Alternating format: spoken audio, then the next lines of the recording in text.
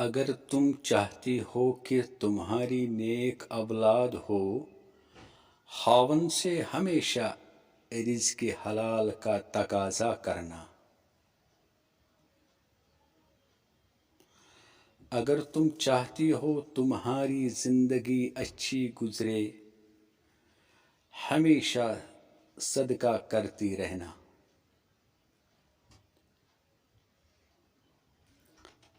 اگر تم خاوند کے گھر میں خوش رہنا چاہتی ہو تو غیروں کی باتوں پر دھیان نہ دینا۔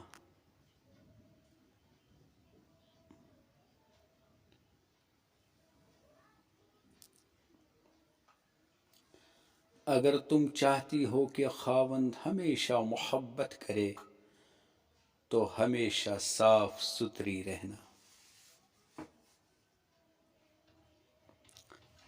اگر تم چاہتی ہو کہ میرا گھرانہ سب سے اعلیٰ ہو تو بچوں کی اچھی تربیت کرنا۔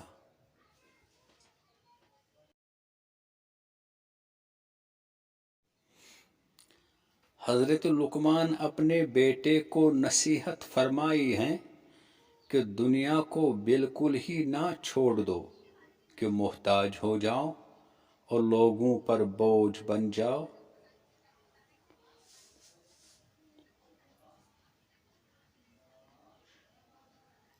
حضرت لقمان نے ایک بار اپنے بیٹے کو نصیحت فرمائی، اے بیٹے، کسی عورت کے پیچھے چلے جانے کے بجائے کسی شیر کے پیچھے چلے جانا بہتر ہے، اس لیے کہ شیر پلٹ آیا تو جان چلی جائے گی، مگر عورت پلٹ آئی تو ایمان چلا جائے گا۔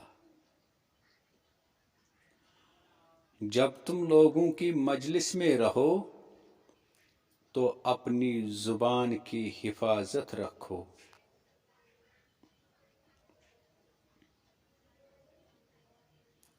میں نے عقل بیوقوفوں سے سیکھی، جن افعال سے وہ گاٹھا اٹھاتے ہیں میں ان سے پرہیز کرتا ہوں۔